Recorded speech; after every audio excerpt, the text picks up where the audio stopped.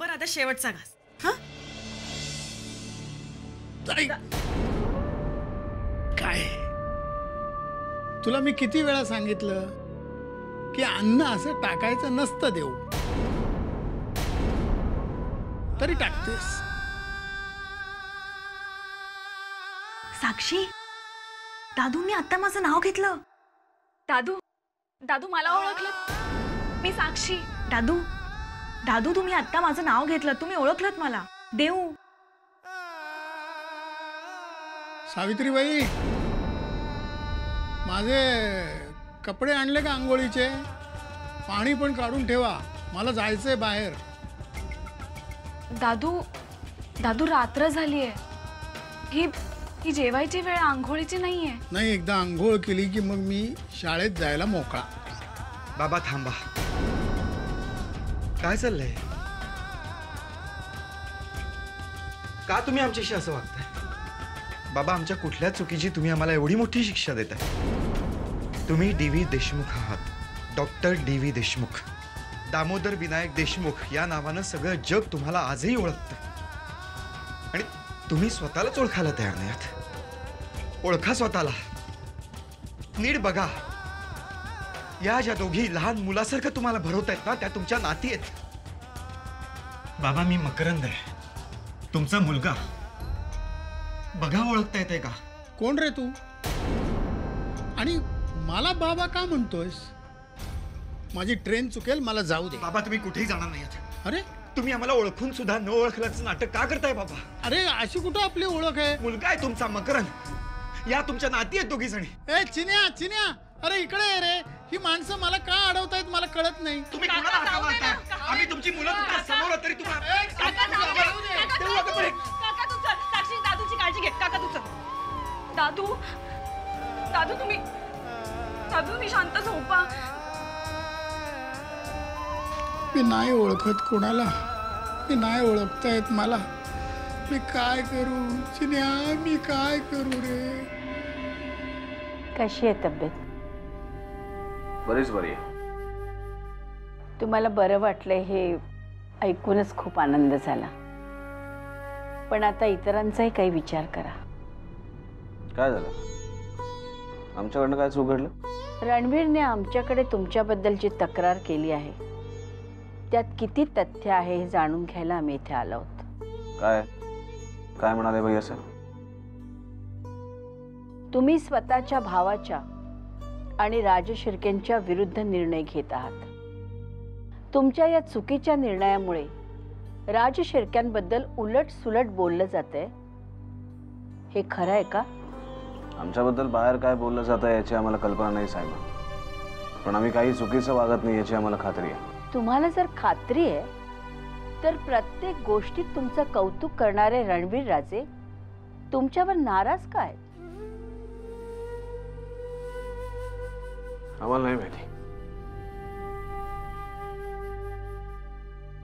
आम्हाला नाही माहिती भैया साहेब आमच्यावर का नाराज आहे, किंवा कदाचित त्यांचं आमच्यावर नाराज असणं खूप स्वाभाविक पण आहे.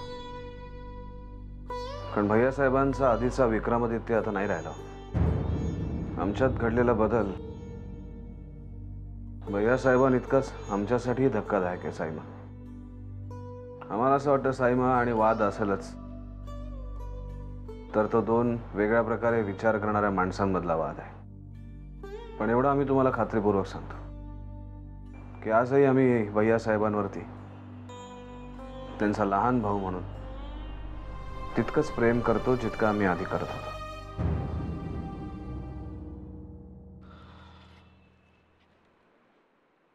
काही महत्त्वाचं काम होतं का? महत्त्वाचं म्हणण्यापेक्षा हे काम तुम्ही नक्की करू शकाल याची आम्हाला खात्री आहे, म्हणून आम्ही तुम्हाला बोलवलं. काय झालं भैया साहेब? तुम्ही जरा टेन्शनमध्ये दिसताय.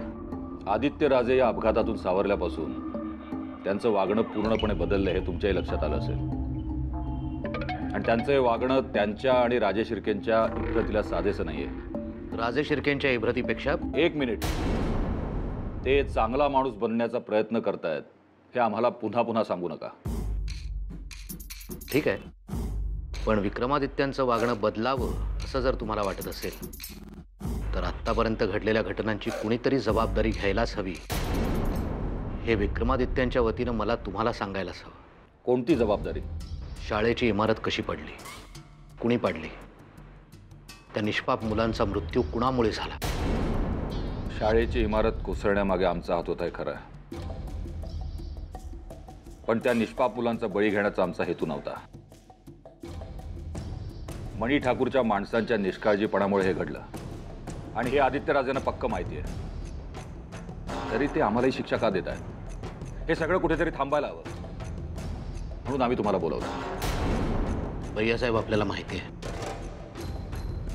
आम्ही नेहमी सत्याचीच बाजू घेतो. तुमचं वागणं, तुमचं बोलणं आम्हाला पटलं तर तुमच्या बरोबर आम्हीही उभे राहू याची खात्री बाळगा. नीलराजे, आम्हाला असं वाटतंय आदित्यराजेंना आरामाची गरज आहे. तुम्ही त्यांना मिर्झापूरला घेऊन जावं,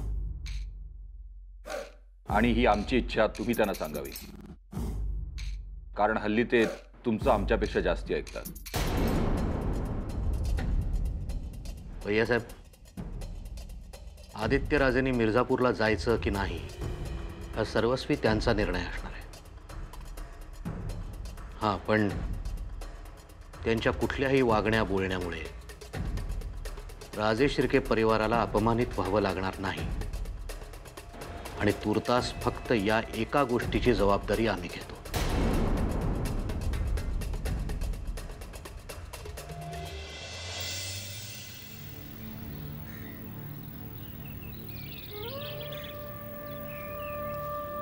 दादूंनी काही खाल्लं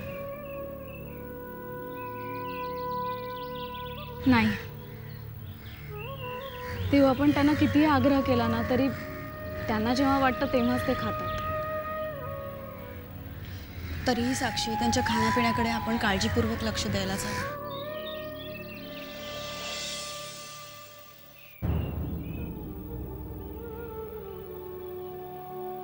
कशी आहे डीव्ही सरांची तब्येत आता?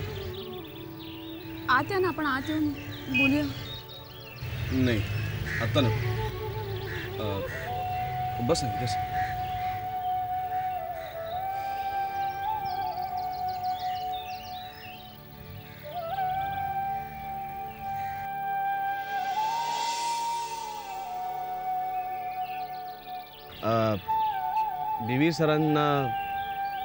डीव्ही सरांच्या बाबतीत काहीतरी आम्हाला सुचलं होतं, म्हणून आम्ही ताबडतोब इकडे निघून आलो.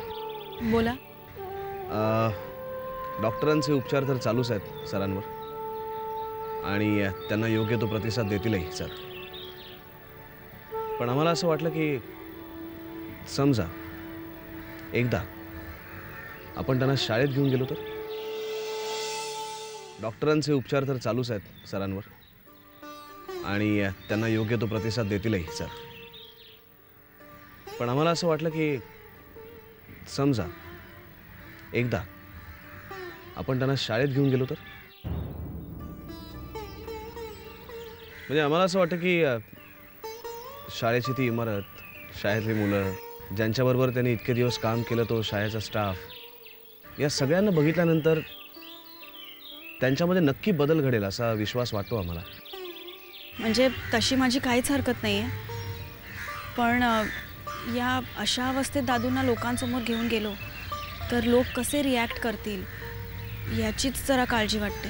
लोकांना काय वाटतं याच्यापेक्षा सुद्धा डीव्ही सरांची तब्येत सुधारणं हे जास्त महत्त्वाचं नाही का? आणि अशा परिस्थितीत लोकांच्या बोलण्याला किती महत्त्व द्यायचं आहे हेही आपल्याला ठरवता आलं पाहिजे. देऊ, विक्रमादित्य बरोबर बोलतोय.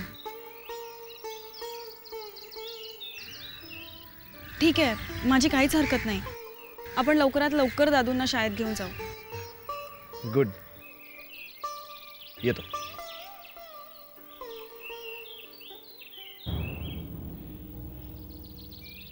तुम्ही मला फसवतात याची मला खात्री झाली.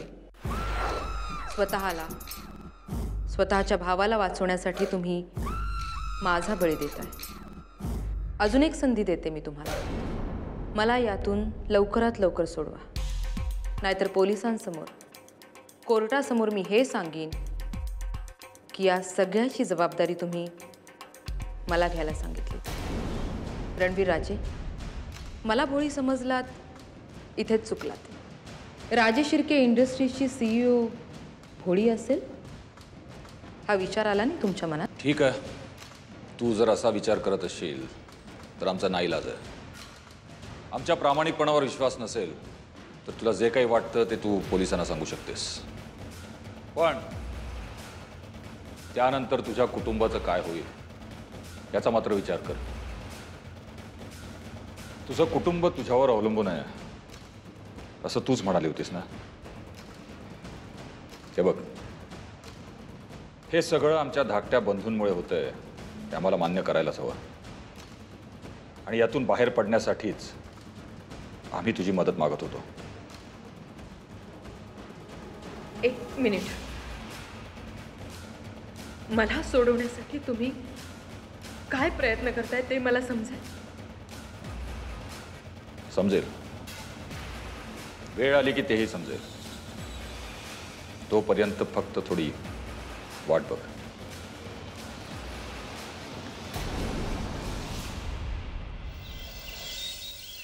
आई तू गप्प का? बोल ना काहीतरी. देऊ, विक्रमादित्यांचं आपल्या घरी येणं जाणं वाढलंय असं नाही वाटत तुला? अगं त्यालाही आपल्यासारखीच दादूंची काळजी वाटते. हे बघ, विक्रमादित्यासारख्या माणसाशी शत्रुत्वही वाईट आणि मैत्रीही वाईट. आई मलाही असंच वाटायचं आधी, पण आता ना, आता माझी खात्री पटत चालली. तो नक्की बदललाय.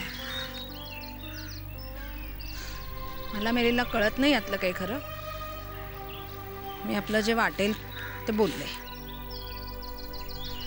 आई, अगं आई, तू सांगितलंच नाहीस की दादूंना शाळेत घेऊन जाऊ की नको. मी काय सांगणार. आता जाताच आहात तर लवकर घरी परत या, एवढं मात्र लक्षात ठेवा. हो, तू काळजी करू नकोस, आम्ही लवकर घरी येऊ. हां,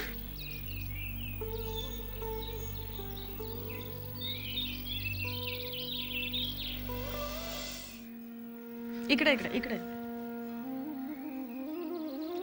साक्षी, इथे बसा दादू. साक्षी, दादूंची चप्पल घेऊन ये. आपण कुठे चाललोय माहितीये? शाळेत, आपल्या शाळेत.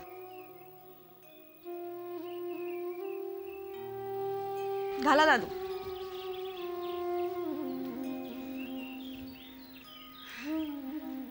निघायचं? हो, चला. एक मिनिट.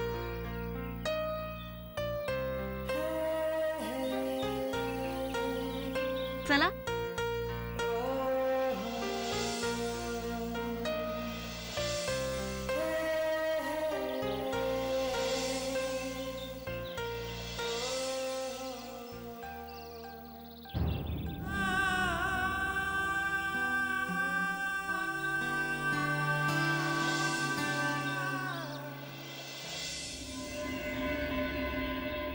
या दादू.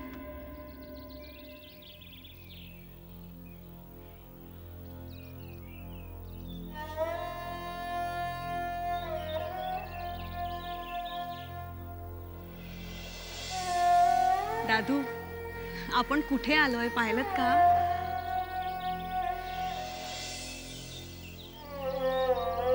स्वर्गीय हंबीरराव राजे शिर्के स्मृती विद्यामंदिर.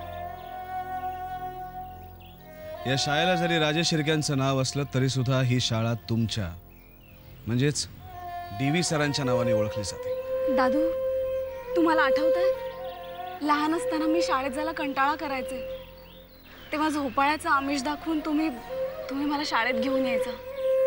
आणि मग शाळा सुटली ना की तासनतास मला झोपाळ्यावर झोके देत बसायचा. आठवतंय?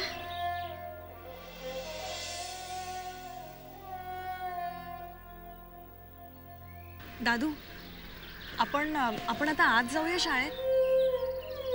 स्टाफ सगळी मुलं तुमची वाट बघतायत. दादू, आज सकाळीच तुम्ही केंकरे सरांबद्दल मला विचारलं. हरी काकांची तुम्ही आठवण काढलीत सकाळीच. आठवलं? चला चला आपण आज जाऊया शाळेत. चला. सर, दिवी सर तुम्ही?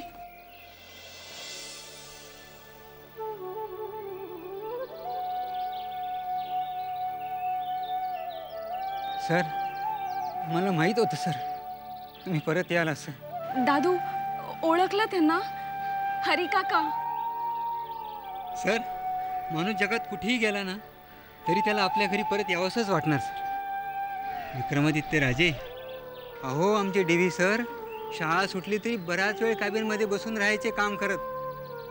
आणि मग मी त्यांना घरी जाण्यासाठी म्हणून आठवण करून द्यायला लागलो की म्हणायचे, अरे काका, अहो ही शाळाच माझं पहिलं घर आहे आणि काम हीच माझी विश्रांती. मी आता ही आनंदाची बातमी सगळ्यांना सांगून येतो.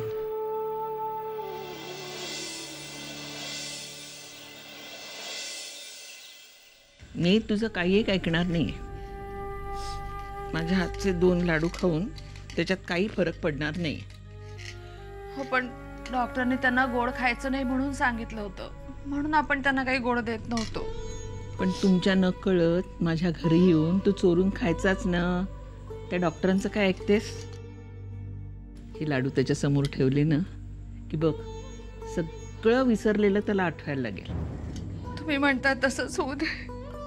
खाण्याच्या बाबतीत ना हवरटच होता तो. चोरून लाडू खायचा आणि वर मार सुद्धा खायचा.